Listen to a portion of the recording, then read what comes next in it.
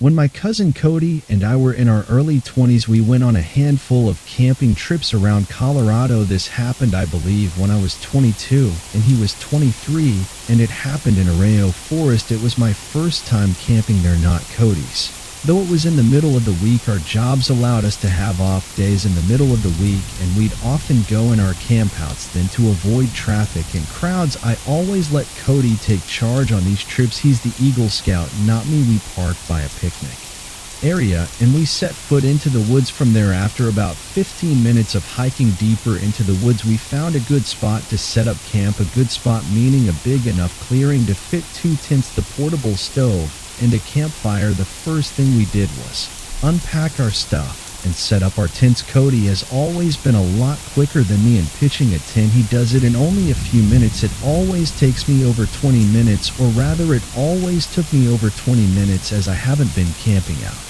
in the wilderness since this. The next thing we did was create a ring of stones for a fire, then gathered some sticks, and what he did, bring some fire starter and a lighter. So I guess we kind of cheated, but oh well. It was at the point in the day when the sun was going down.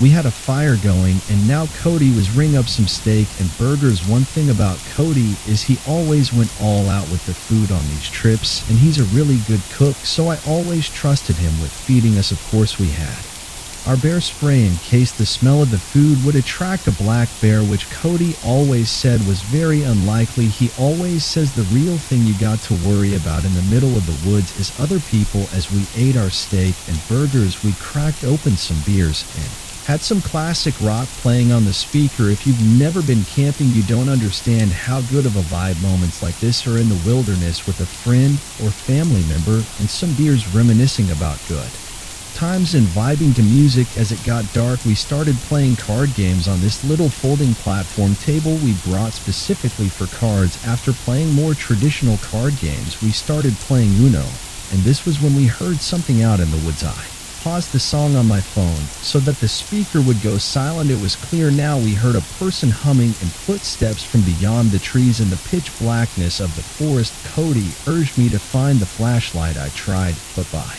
the time I found it, the sounds had faded away. I asked Cody if that was something to be concerned about, and he said it definitely was unusual for someone else to be this deep in the woods, let alone creepily walking by a campsite with an active campfire humming loudly. I was a bit shaken, and I saw Cody was too. We went back to playing cards with the music much lower now, when we least expected it, a big stick landing in the middle of our campsite made us both jump out of our skin. It didn't fall from a tree. This thing was thrown at us by someone. Cody started yelling something along the lines of, "Whoever's out there messing with us, get a life," and off. And then footsteps could be heard once again in the distance. They were walking away from us. I said we should pack up camp and move somewhere else. He said absolutely not in the dark. We both had the spray, and he advised to just keep it next to me in my tent. When we go to sleep, it was the closest thing to range self-defense weapons we had. We kept hearing sounds like tree branches cracking in the distance, sounds that you would never expect an animal to be making. Someone was out there, maybe multiple people. That much was clear. We had to go to sleep eventually, so we agreed that maybe we should take turns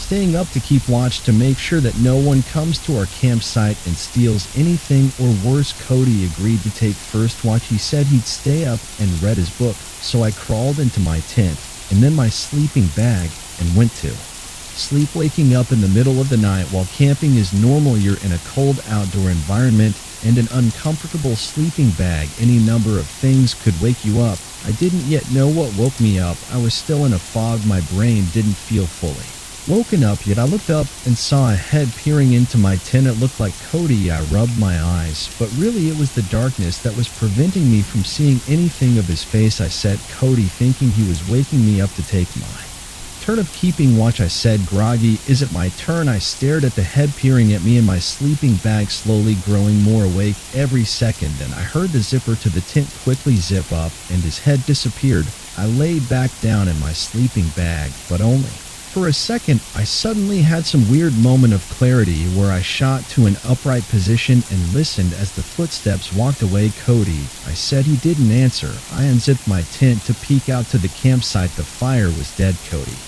Wasn't out there. I went over to Cody's tent, which was zipped up. I unzipped it and looked inside to see Cody fast asleep in his sleeping bag. I got chills, goosebumps, whatever you want to call it. I almost myself at the realization. I started shaking him awake. And when he finally awoke, I told him someone's here at the campsite. It took him a minute to come back to reality just like I did. But when he did, he grabbed his bear spray. He said he must have dozed off while reading. He said I should sleep in the tent with him tonight, but to do that I'd need my sleeping bag. He came outside of the tent with me and stood watch as I ran to my tent to grab my sleeping bag. In my tent, grabbing my sleeping bag, I heard that got him humming again from outside. I grabbed it and Cody whispered at me to hurry up. I said, "You hear that too?" He said, "Yes." We both got back in his tent and zipped it up with our cans of bear spray by our sides. I tell you, in those moments, I wanted nothing more than for a bear to come and save the day. The hours dragged on as I stayed up while Cody slept. After 3 long, horrible hours, I woke him up and we switched. When Cody woke me up, it was almost dawn. There was light outside, so we packed everything up, and by the time we were done, there was plenty of light to hike back to the car while we could have driven somewhere else and had another night of camping elsewhere. Neither of us were feeling it anymore. This was a haunting experience, and I think we both just wanted to be in the safety of our houses. It's been 6 years since this happened, and he's hit me up a few times since then about camping, but I haven't really had interest since this experience. People are just too scary. Why was someone out there stalking our campsite? And the sight of that person's head in the dark just looking into my tent, it was straight up from a nightmare. I may never go camping again. Honestly, when my friends and I rented a beach house in Florida, I never could have expected how things would have turned out. It was the 4 of us in a cramped car driving down there. The house was directly on the beach. It was on this road that had the bay in front of the house across the street, and then in the backyard was literally the beach. There were some huge houses on this road and some smaller, more normal looking ones. This was one of the more modest looking ones. It had 4 bedrooms, so a bedroom for each of us. The houses were spaced out on this road, creating a sense of privacy, and the whole time we were unloading the car out front, not a single car passed by on this road. The interior of the house was decent. It wasn't spectacular, but it was modest, clean, and the owners were really pushing a beach theme with the wall decor. I guess it would make sense considering the location. There was even a decorative surfboard in one corner of the living room behind the TV. The living room looked out to the back deck, which then looked out to the beach. The view was amazing. The deck wasn't elevated very high off the ground. It was just 2 steps down and onto the sand. We all claimed our bedrooms. I managed to get one of the rooms with a view of the beach. First thing we did after settling in was, of course, walking outside and laying on the beach. We all went in the water at one point and then played football. We were definitely on the beach for a few hours. We seemed to be the only ones on the beach apart from this older looking couple. Way down the beach afterwards, we went out to eat and then started bar hopping in the town area. When we Ubered back, it was dark out. We went outside on the beach to around and play late night football while we were kind of drunk.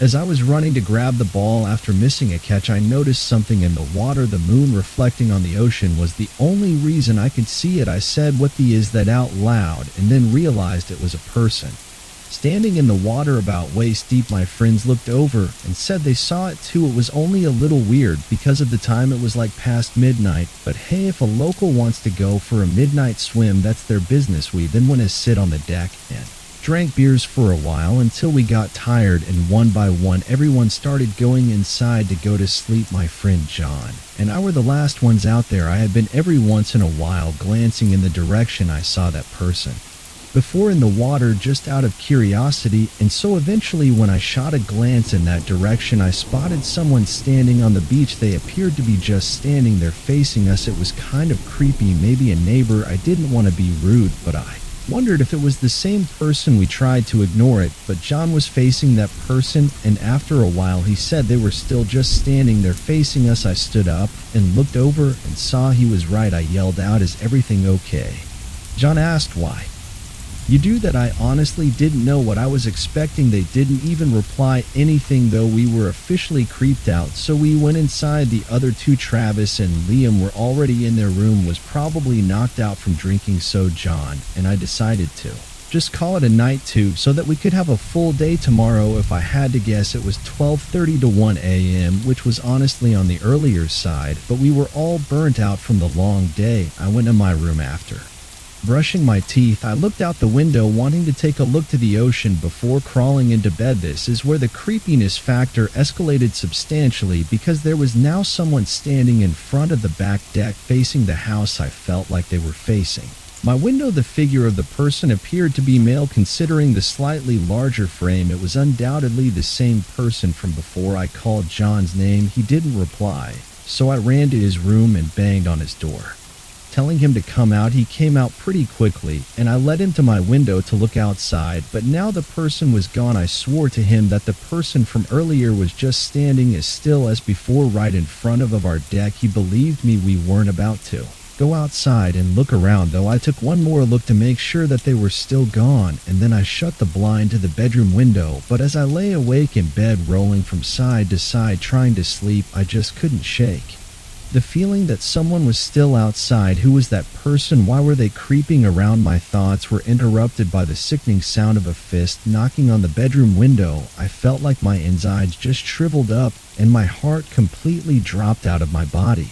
I laid silent and frozen. Moments later, another light set of knocks on the glass. I didn't dare lift the blind, though I couldn't gather the courage to. I almost yelled, "Who is it?" but I stopped myself. Instead, I ran out to the living room screaming for everyone to wake up. Everyone, one by one, came out of their rooms. No one was at the window. When we checked, all four of us went out to the deck and turned on the lights to the deck. We looked out onto the beach and didn't see anyone. We also checked the front and sides of the house. No one. John and I had to explain to the other two what they missed when they fell asleep. We kept the backyard lights on that night. The next day, John and I went to the two nearest neighbors and asked them if they had also experienced someone knocking on their windows or doors. One of the neighbors told us a genuinely freaky encounter. He had a week earlier. Someone knocked on their door in the middle of the night, and when he asked who it was, they wouldn't answer and just kept knocking, so he didn't answer the door. I'm not sure if it was connected, but if it was, that just makes this even scarier. We spent the rest of the day on the beach exploring nearby towns and hitting bars. Nothing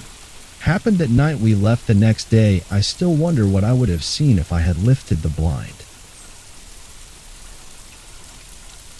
I was 9 years old when this happened. For whatever reason, I was home alone one night, so I was playing video games upstairs in my room. I wasn't allowed to answer the door to anyone when I was home alone. Whenever I was left alone, it wasn't for long. My mom would just be out grocery shopping or something like that. I was playing Metroid Prime on my GameCube. I used to be obsessed with that game. I heard the house phone downstairs start to ring. My mom always told me to pick up the phone if it rang in case it was her calling, so I hurried downstairs, and by maybe the fourth ring, I picked up the caller ID. Was from my mom's cell phone. She said, "Sweetie, can you come outside and help with the groceries?" I replied, "Mom." She said back, "Yes." I felt like something sounded off with her voice. You obviously know your own mom's voice. And so even at such a young age, when I was questioning why it didn't sound like her, I said, "Why do you sound like that?" She replied, "Like what, sweetie?" And I hung up. My mom would never use the word sweetie like that, especially twice. In a matter of seconds, the phone rang again, and my mom's number came up on the caller ID again. I ignored it. For some reason, my heart was racing. I was nervous. I sat in the kitchen waiting to see if the phone would ring a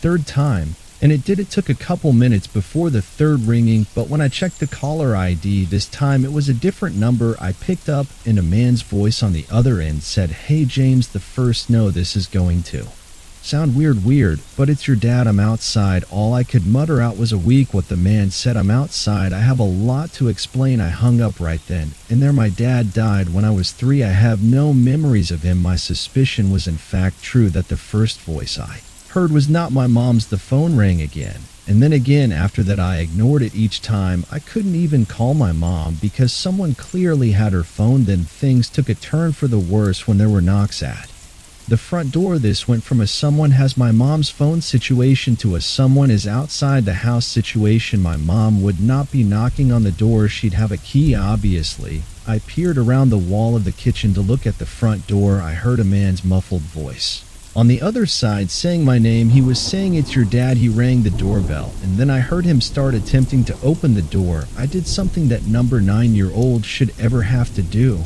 and that was grabbing the phone and calling 911. The 911 operator asked me what I imagined to be some pretty standard questions, most importantly telling me to wait in a bathroom or other room with a lockable door until the police get there. The bathroom is on the first floor of the house. I hid in there with the lights off. Whoever was outside came to the window and tried pulling it open. I heard their entire struggle. Then they must have moved to the next window. I think they tried every window and door in the house. If anything were to have been unlocked, this story would have had a very different outcome. They must have given up at some point before the police arrived. And I say they because clearly there were two people involved in this, a man and a woman. They both could have been out there for all I know. The operator told me that the police are at the front door now, and it's safe to go meet them there. Only when I opened the door to the police was when I hung up the phone. They did a quick investigation inside and outside of the house and asked me where my mom was supposed to be and if my mom knew anyone who might want to hurt us. I'm sure I said I thought she was grocery shopping or something, and not that I know of. My mom returned home with my little sister in a panic when she saw